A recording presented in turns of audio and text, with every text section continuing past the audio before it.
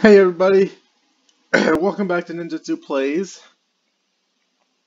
So I decided to make a little bit of a different video. So this video is basically like a little bit of a theory video for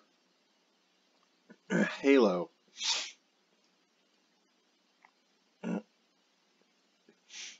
This video is supposed to be like a little bit of a theory type video for Halo.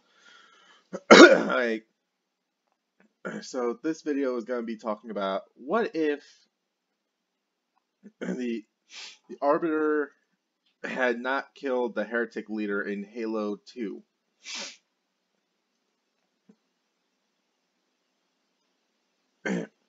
I honestly think, excuse me, I'm so sorry about that.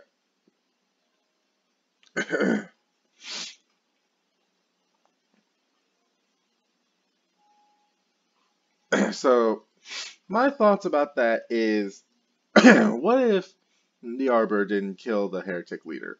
So, what I'm thinking is, if he didn't kill him, well, let me give you an easy, short rundown on what had happened. So, basically, the Arbiter and a squadron of Spec Ops elites with Artaz Vadum had stormed a uh what was it? A station, an ancient Forerunner station, so they could be able to kill the heretic leader for spreading the truth, I should say, about the Great Journey. And how it ended is Artas had everybody else except for the Arbiter retreat, as while the Arbiter continued on hunting down the heretic leader, and ended up fighting the heretic leader and killing him. So, what I'm thinking, what if the Arbiter was somehow convinced that the Great Journey was a lie, which it was, because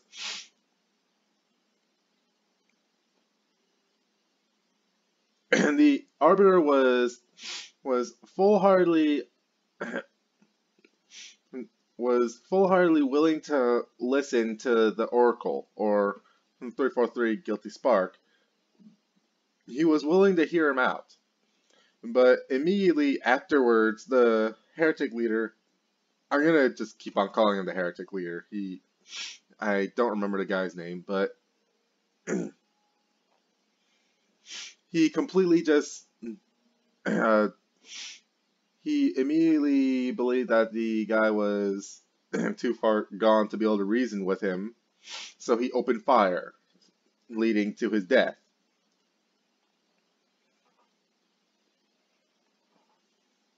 So, my theory is this. What if he was able to convince the Arbiter to not kill him and try to help him escape from the gas station, or the whole, I forget the thing's name, but what if he was able to convince the Arbiter? People were thinking, honestly, people thought that it was kind of inevitable. Honestly, yes, it was inevitable, but this is kind of just like a what if. Like, what if he did convince him? And I honestly believe he would be able to find a way to hide. He would be able to find a way to hide from Tartarus. Make it seem like that the Arbiter had disintegrated his body when they fought, and taken the Seraph and escaped the station. I don't really know the whole extent of a Seraph. Uh, I don't know the extent of how the thing travels. I don't know if it has a slip space drive, but somehow he could have been able to make an escape and formed a bit more of a fighting force to go against the Covenant. Or, or, better yet, he could have probably gone into human space. He could have probably gone into human territory. If he had just given out if he was able to get into contact with the Hood, or maybe the Master Chief, or someone that is high enough in command, he could be able to give out all the information that he would have on the Covenant. And seeing where his position, I believe his position was, with him being close to the Arbiter before he was named the Arbiter, he would have a lot of information on the Covenant.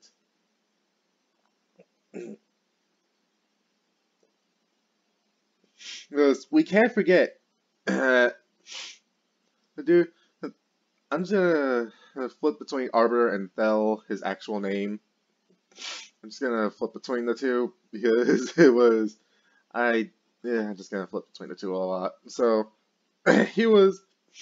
the heretic leader was very close to Thel. We gotta remember that before he was made an arbiter, he was a leader of a fleet. He was a leader of the fleet of particular justice. Or was that a ship name? I'm rusty on my Halo lore. I'm sorry. I'm very sorry about that. But he was leader of a fleet that was the same fleet that went to the Halo ring in Halo Combat Evolved. So I believe that Thel had a lot of information about the Covenant if something happened and word got out. It could have probably crippled the entire Covenant. So if the heretic leader got away, he could have been able to make his escape to human territory, convince them to not kill him on sight, and in some way be able to get all the information that he has about the Covenant to the UNSC to be able to use it against them, and maybe form his own version of the Swords of St. Helios, or maybe some kind of a banished type of thing. Because we then learn that, but we also had to put an account how will Thel have convinced Tartarus that he killed the heretic if there was no body. So either he'll probably pretend to be dead, like he'll play dead.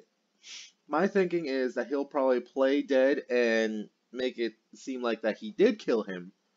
But when he leaves, he'll be able to jump into Seraph and leave when everybody is away. That's how I think he could probably be able to survive. So let's get to the point of what I was saying for the theory. I think he would probably try to convince more people he would try to convince more elites, and maybe even brutes, that the journey is false. Because before he died, I believe it was his brother, another elite had started sending out the information that the journey is false. And it inspired multiple other factions of elites to be able to take arms against the Covenant. So, if he was able to get in contact with those elites that was trying to take arms against the Covenant, he could probably be able to form his own Covenant, or, better yet, a contingency of Swords of St. Helios elites. He could probably be one of the founders of the Swords of St. Helios.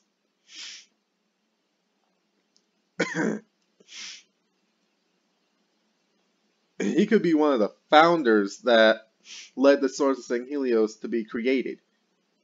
Well, in a way he is, but while he's alive. He could have been a founder while he's still alive.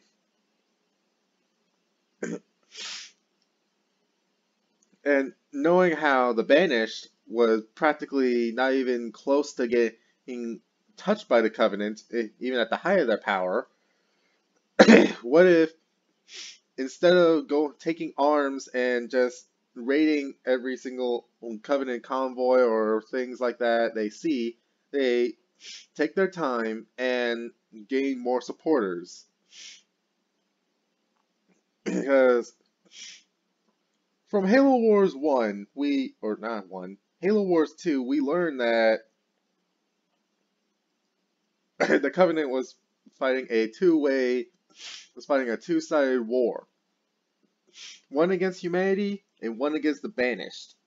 So the heretic leader would have a chance to be able to rebuild his forces. He would have the chance to be able to gain back his strength and be able to take the fight to the Covenant once more. If he took his time and he was able to get the forces that he would need it, I believe he could be able to help the Arbiter and take out the Covenant. He could have been a leading general of the Sword of Helios, and if we're really being kindly, he could have actually fought side by side the Arbiter during the Great Schism.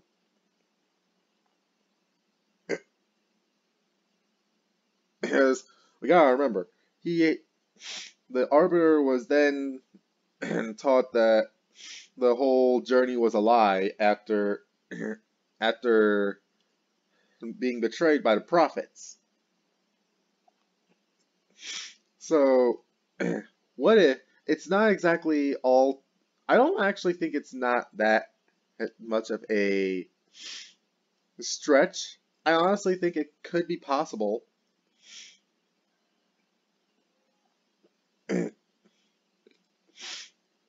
Like, what if, like, for example, in case how can I put this? Like, maybe during the Great Schism, when the Arbiter is in the middle of taking out some brutes, like, what if, for example, when he's teleported onto, I believe, the Halo Ring, was it? I think it was the Halo Ring. It wasn't a random Spec Ops elite. It could be it could have been the heretic leader. He could be able to help the Arbiter as everybody is being massacred by as well. He could be able to help the Arbiter and fight through the waves of brutes and gain back the elites that had thought he was a traitor.